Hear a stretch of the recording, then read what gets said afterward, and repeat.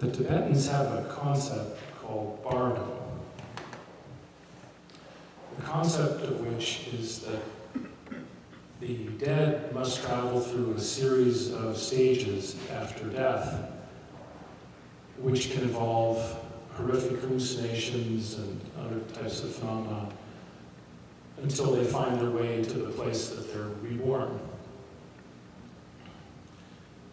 Many people know of this from the famous Tibetan Book of the Dead, which is a little bit of a misleading text, but nonetheless the basic idea was correct there.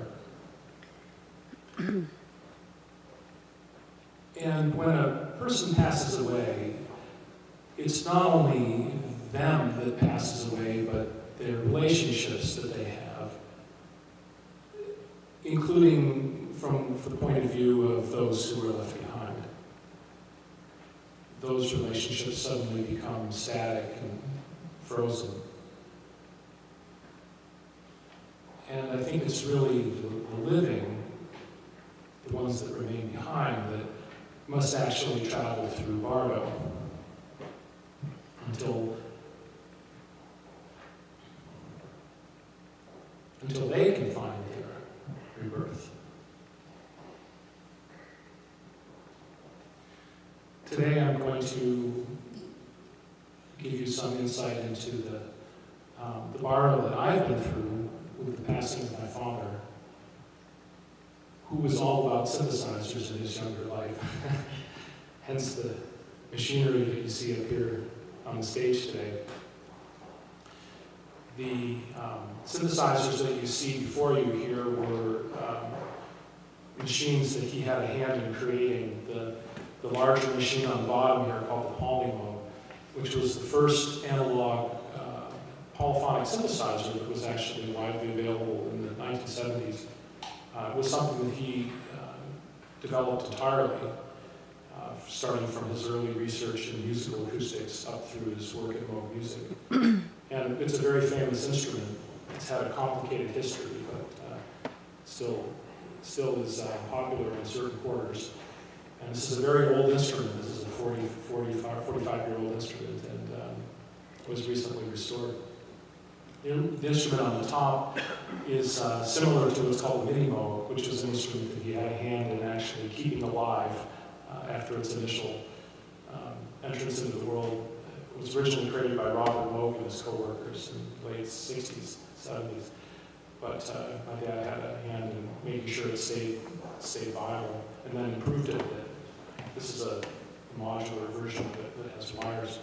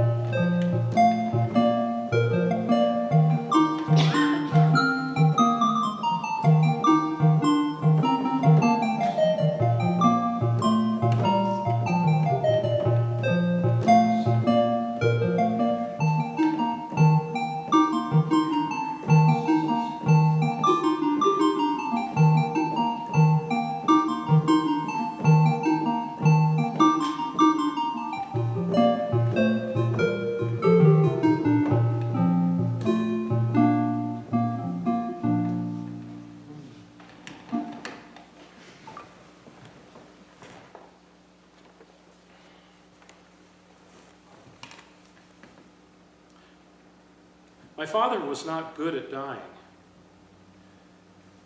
He simply didn't want to leave the world. we had a lot of trouble discussing the issue. Neither of us could really seem to bring it up.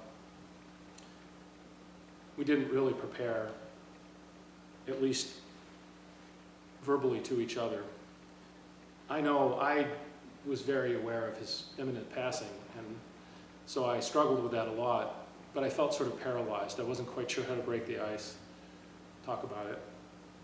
At one point, I thought that I had prepared myself adequately, but I sort of knew in the back of my mind, too, maybe that I had no real idea. We were particularly close because I think we're very similar, our minds are very similar, and so he was my kindred, and vice versa. His passage was really rough.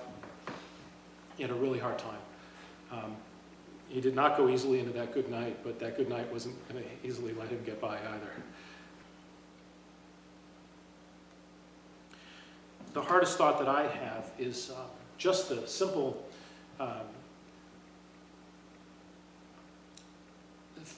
realization that I can never talk to him again. And that thought always comes to me in the middle of the night, as a friend said to me, at the hour of the wolf.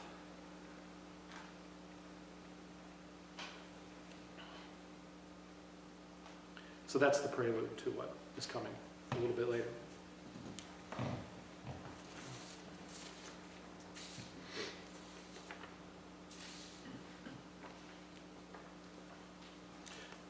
Music is the literature of the heart. It commences where speech ends.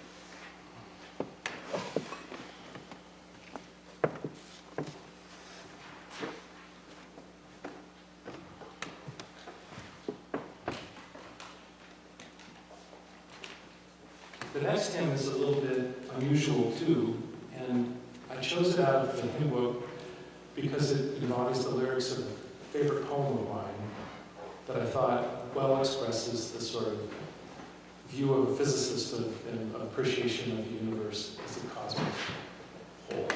Janice is going to play. Let me get you set up.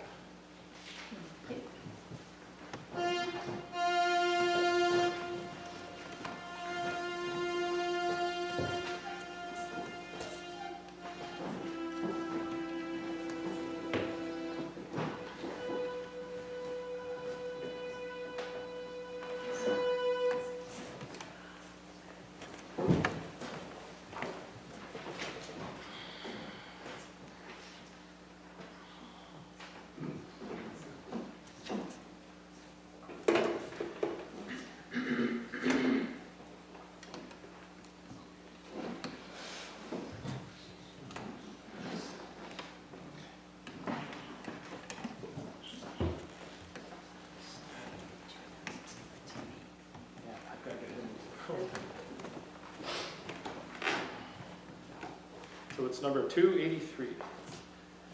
Please rise if you are able.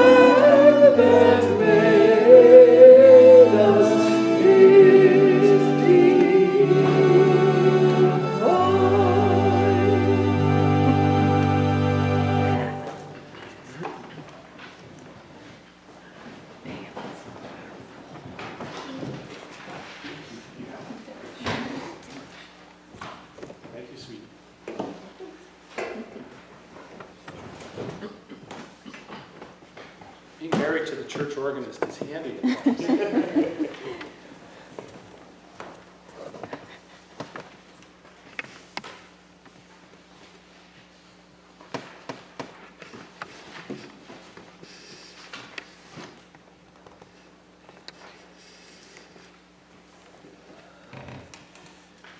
So thinking back on the last year and a half, I think I identified that I've been through about 8 stages or so of Bardo, so to speak. The first one I mentioned to you, I missed so much being able to talk with him. And so the first thing I did was replace him with a simulation of his voice in my mind. So I talk to him in my mind, and I still do that all the time, especially when I go down the basement, because he was fond of spending too much time in the basement, tinkering with things, or especially when I see a beautiful sunset or something like that. I'll actually give him permission to see through my eyes, to see the sunset, because I know how much he liked the sunset. So I call that replacement, but it's still something I do all the time, and it's very personal. Another thing I did right away, in fact, even before he passed away, was trying to stay close to him. I started immediately trying to preserve his archives in his last week and sort things out. I had no idea he had as large an archive as he had. And that has propelled me into a new world of trying to write his biography and research synthesizers and other aspects of his history. And it's brought me into contact with many, many people from my past and his past, and new people. And has even generated somewhat of a new career path for me. I'm now working part-time for a synthesizer collector down in Pennsylvania on writing papers on these things. And it's been great too for the biography, because it helps keep overturning information that's relevant to that. And it's woken up the musician in me. I was the kid who grew up at Moog music, basically. And I put that side of my life mostly aside for most of the rest of my life while I went off to be a physicist, but I've come back to it now in a big way. And you can see the result. I'm having a lot of fun. This synthesizer, in fact, I have only because I'm doing a research project on the distortion properties of MiniMod circuits now, which is not directly related to the biography. At least I didn't think so. It turns out it is. But that's why I have this experimental type of thing. So that was basically softening the blow, was staying close to him that way, and that continues as well. Another thing was just simply staying busy, staying distracted. And I have a very busy teaching schedule and life. And I even volunteered to play in the orchestra last year and pick up the trumpet again after 30 years. So I had all kinds of new distractions, and thank you, Ken, for that opportunity. It was wonderful. Hope to do it again this Christmas. A fourth path was rationalizing. I rationalized to myself, when the grief got to be too much, that he had lived a good life. He lived to 80 years old and did live a good life. And when I think that does help. It's funny though, because it only goes so far, and eventually I realized that it was me that was hurting. So the fact that he lived a good life doesn't necessarily address those feelings of loss, but it does help. And I can't imagine the tragedy that people are facing in other parts of the country right now due to gun violence and fires and what it must be like to lose a child or somebody like that. If it's this hard to lose somebody who's 80 years old, I can't imagine. Then another whole category of responses to this, I found myself digging deep into my spirituality. I'm an old Zenny, and started to really go back to those kinds of philosophical searchings. And I've been through a whole bunch of stages of that. And Janice and I even started meditating together, which we carried out together every morning for at least the first half of the semester until things got too crazy recently. And one night, I had I woke up in the middle of the night, and a friend of mine, actually from the synthesizer realm, an older man who knew my father well, had said to me, he said, you know, we're just dust anyways. And I woke up in the middle of the night, and I had this sort of broadening of perspective and suddenly looking at us as just stardust and feeling very good about that all of a sudden, that, okay, we're just stardust. And somehow that relieved, at that moment, that relieved a flood of suffering. And I think I got a dopamine rush in my brain, and I got a melody in my brain that wouldn't go away, so I immediately ran into the studio with this equipment next door and, in the middle of the night and started recording it and had something down by morning. And I'm going to play that later on in the service. And that's called the positive realization that we've just been dust all along. Another thing I did was start imagining him, I think maybe because of my, I don't think of myself as a Christian, but I was brought up in a Christian society and Christian ideas about heaven and whatnot. So I started imagining him being way up there in the clouds somewhere and raining down love on me like an angel. And that was a way that I could feel his love for me as an emotional comfort. And that relieved a lot of the suffering, that imagining that. Because I know he loved me very much. He was very good to me, and he was very good to my sisters and my mom. And he was also a very distracted man. He was very intense. Technically, you know, he was maybe almost on the Asperger's spectrum a little bit with that, but nonetheless, he was a genuinely loving and generous and deep, caring person.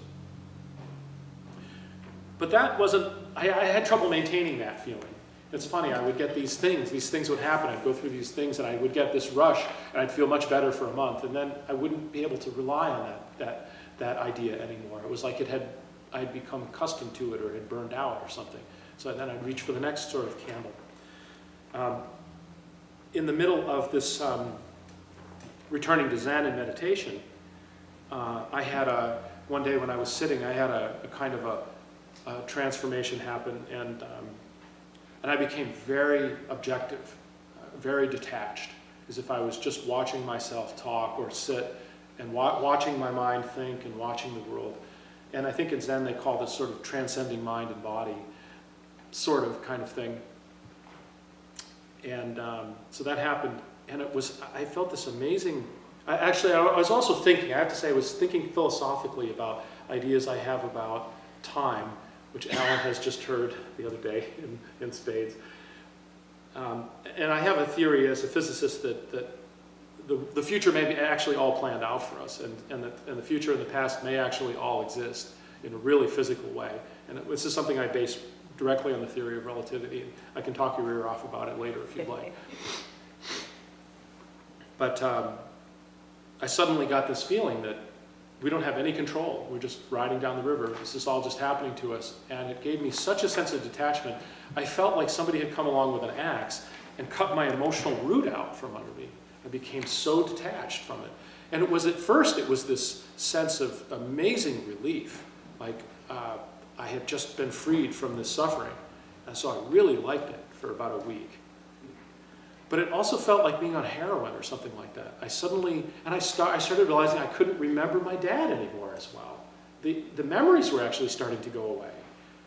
And I suddenly got worried and thought, I actually want that suffering back. Don't go, wait a minute, it's too early to go. So I brought it all back in with me and I retrenched it.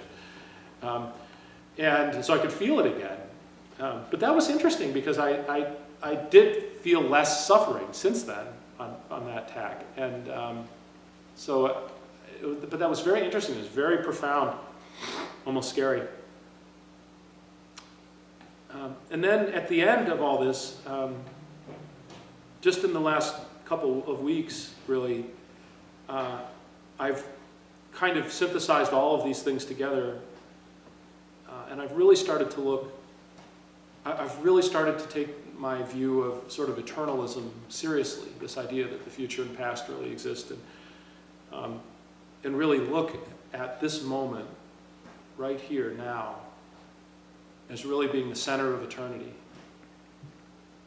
stretching out behind us and in front of us. And that every moment is like that. Every moment of my dad's life was like that. Every moment of my life is like that. And that underlying our minds, even in the worst of our suffering and the worst moments we have, there's still a layer at which deep down we're deeply at peace, like the moon hanging in the sky. It may be obscured by clouds, but it's there. And this sense of inner peace has really pervaded me lately, and it has very distinct from all the others. It's not a detachment. I'm still fully in touch with all my feelings. It's not a distraction. It's not a replacement. I think it's just coming to a real sense of inner peace and acceptance. And it's made me easier to accept just who I am, my flaws, which are many.